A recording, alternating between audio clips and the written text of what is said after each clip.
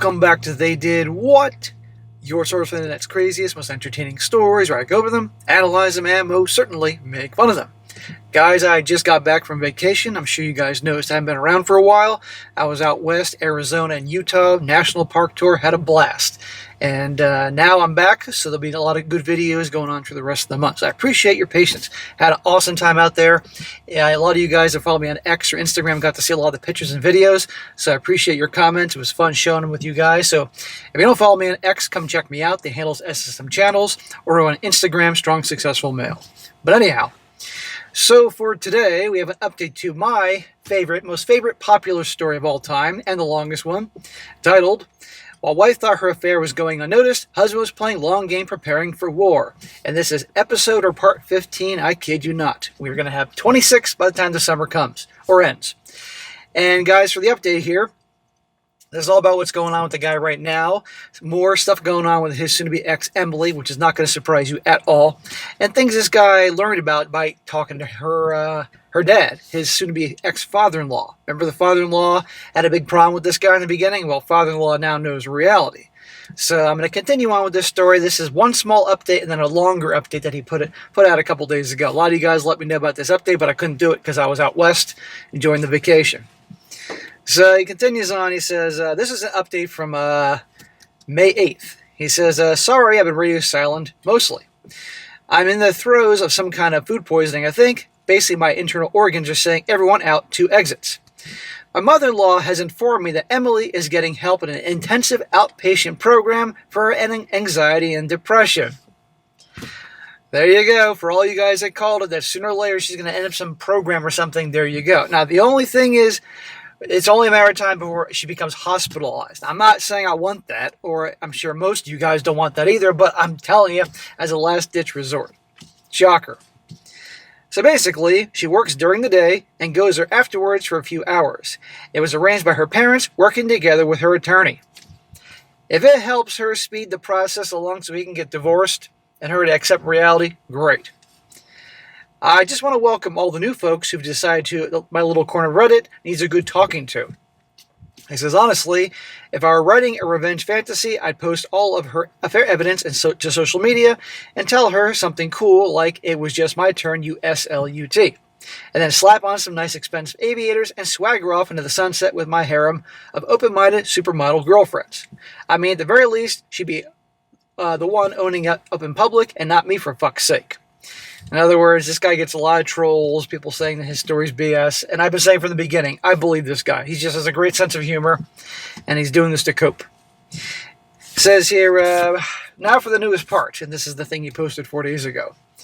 He says, Emily has started an intensive outpatient program at a local mental health facility. It's not like there are bars in the windows and padded walls. It's more like a collection of residential homes. She basically does her work during the day, goes there around 5 p.m. and stays there until 10 p.m., and then arrives at her parents' home around midnight. Holy crap. I wonder if this was her idea or her parents. Seriously, or her doctor.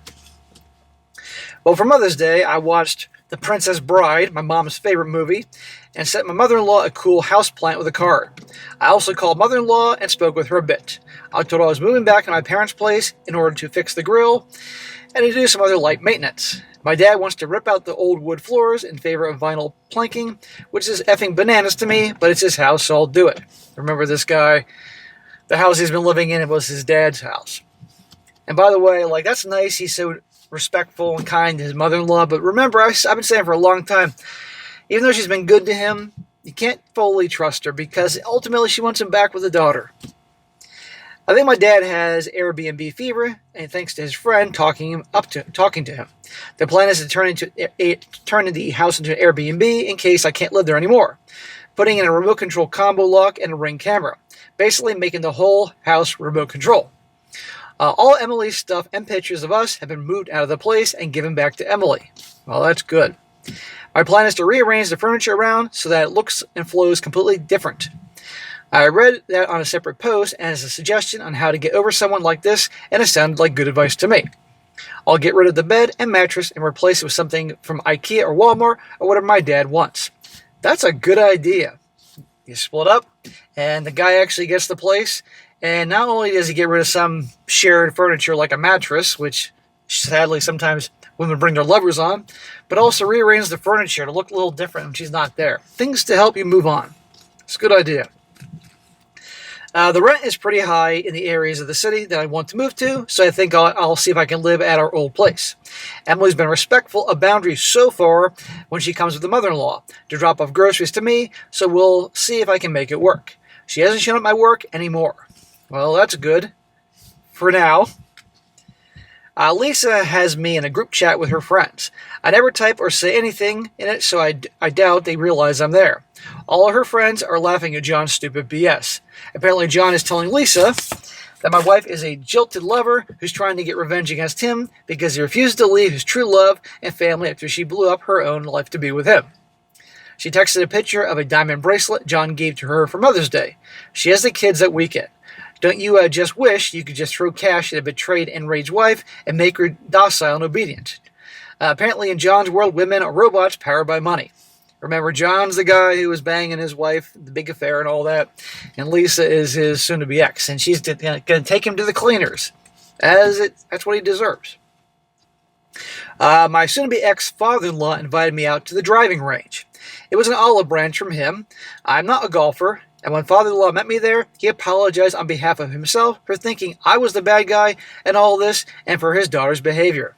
Well, that's really good, because for those of you who've been following this all along, and obviously if you're watching episode 15, you've been following this all along, the father-in-law was quite the a-hole to him, thinking that he was the reason for the whole mess. No. Then he handed me a long, skinny metal stick with a shiny toaster attached to the end of it called a driver. He had 2 buckets of balls. I alternated between digging for gold and attacking ghosts. In other words, this guy doesn't golf and he's terrible at fucking hitting balls. After father-in-law dried his eyes from laughing so goddamn much, he started talking about the family therapy that he, mother-in-law, and Emily were doing. I'm probably doing the drama a disservice, but here goes.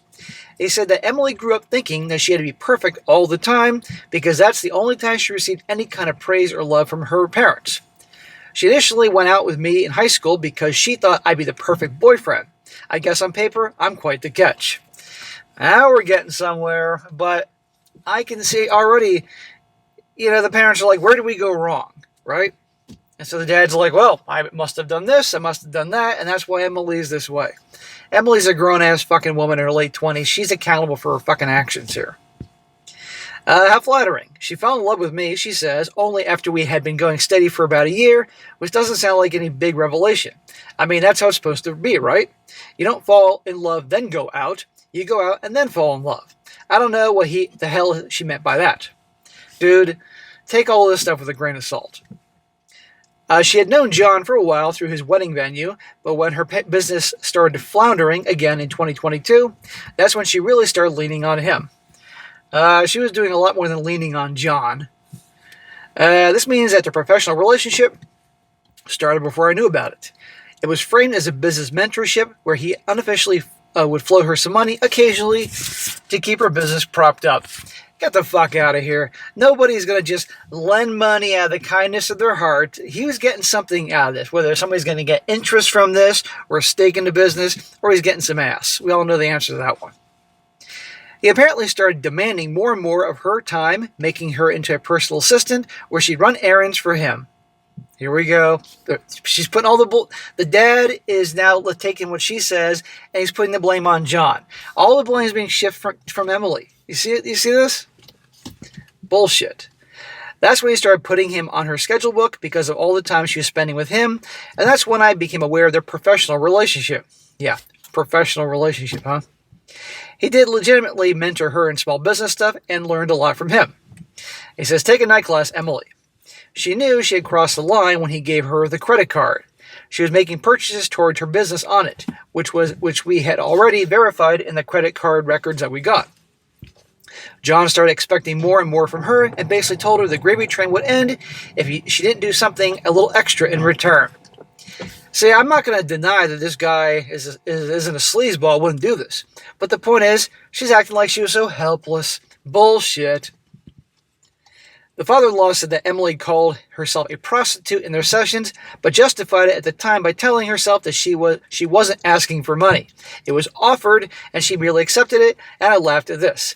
What a load of crap. No accountability. It's like me saying, hey, I'm not gay, but if someone helicopters their junk in my face, I'm going to go down on him.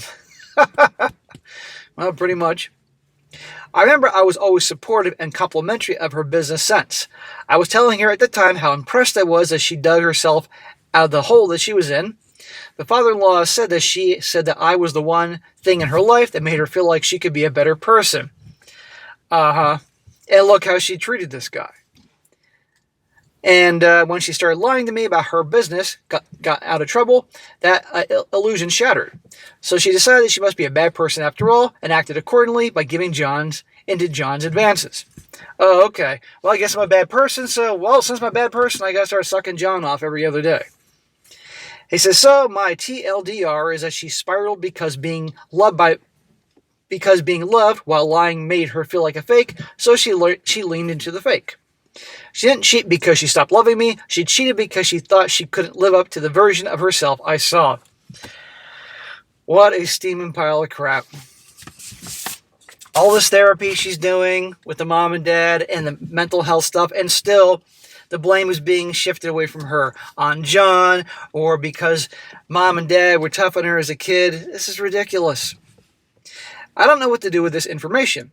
I don't think this fundamentally changes anything. At least she's acknowledging what she did constitutes prostitution. That's something. Yeah, a little something. Emily's attorney has our offer, and I asked father-in-law if they had considered it, and what he said he would talk to Emily about it as soon as possible, but that it was attorney-client privilege, so he didn't know if it was in his place. I'm glad that Emily is getting the help that she needs. I'm sad and angry at the thought that I projected some kind of atmosphere that made the idea of being truthful with me such a bad thing. I shudder at the thought of having to wait until Emily sorts out the bullshit while I'm stuck in limbo. That's where we are. It's all bullshit. It's never-ending bullshit with her. Here we are in the 15 episodes, and you know what I mean? She wants to redeem herself. Admit it. Hey, she fucked up. She was an asshole. He was a good husband to her. She did it anyway, regardless. The guy pressured her, but she still made the choice to do that, and give this guy the frickin' divorce and let him move on with his life. Good Lord. Now, he also says some other things here, then a few more comments. He says, I just wanted to answer a ton of comments here before everyone. The reason I went is because the father-in-law is old school and wanted to profusely apologize, but he wanted to do it face-to-face. I got no problem he met with his soon-to-be ex-father-in-law. That's fine. This is not the beginning of a wonderful team-up where we travel around the USA fishing and solving crimes. I'm not going to hang out with him again or text or write or anything, and when the evening ended, he shook my hand and said, goodbye, son.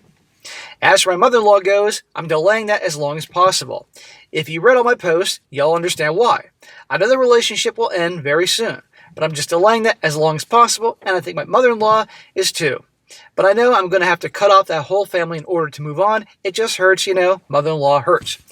Yeah, even though I don't fully trust mother-in-law and she wants to have him back, it sounds like the whole time he's been with the daughter, she's been good to him, like another mother to him. I don't recall if his mom's still around. I forget. But yes, there's a point he has to sever ties and can't stop meeting up with her and her giving him fucking, potluck and prepared meals and groceries and shit like that. It's got to stop. You cannot move on from people in your life until you cut them off completely, and it's just going to drag out. We're all enjoying his story, and that's great and all, but our guy here has to move on, and then when his story is over, he's no longer posting on Reddit, and he can fully move on all fronts. But until he's done, I'm going to keep posting this because you guys are interested. I'm interested. It's a very fascinating story. Now, he responded to a couple comments that people in the comment section, so I'll read them before I wrap this up. His response to one guy about the divorce and all I said is, divorce is happening. I made it crystal clear with father-in-law. He told me he wasn't trying to get us back together. He wanted to apologize for his attitude towards me and for his daughter's behavior.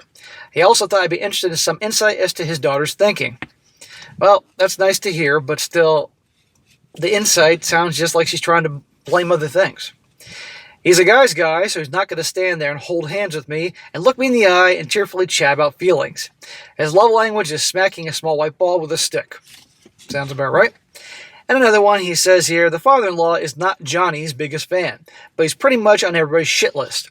I think father-in-law is more disappointed in himself because he didn't praise his daughter very much. His excuse to me is that he's Gen X and he didn't get positive feedback from his boomer parents. He said he praised his daughter more than he was praised, but the wrong thing, and made it conditional rather than freely given. So he kind of blames himself for creating a person who runs on success rather than love. That's my interpretation of it. I think the father-in-law is being manipulated to try to blame himself for these things, And I still think sometimes, like in situations like this, when somebody that you care about is effed up so badly, it's easier to say that maybe I did something to cause this than have to accept the fact that whether it's your daughter or your girlfriend or wife or sister or somebody you care about, is just an asshole. It's easier, I must have done something to cause this, Really. I've seen a lot of guys try to blame themselves for the actions that these wives and girlfriends do in these situations. And at the end of the day, their wives and girlfriends are just assholes, end of story. And you did everything you could. But anyhow, we'll see how this thing plays out because it ain't over. All right, guys, that's it for today. Be sure to comment down below. Let me know what you think about this. And, guys, if you see the update before me, because the next episode is going to happen sooner or later, let me know. As well as any other good stories, send them my way, strongsuccessfulmale@gmail.com. And if it's a definitely good one, I'll cover it. And be sure to like the video, share it with your friends, and subscribe. I'll catch you next time.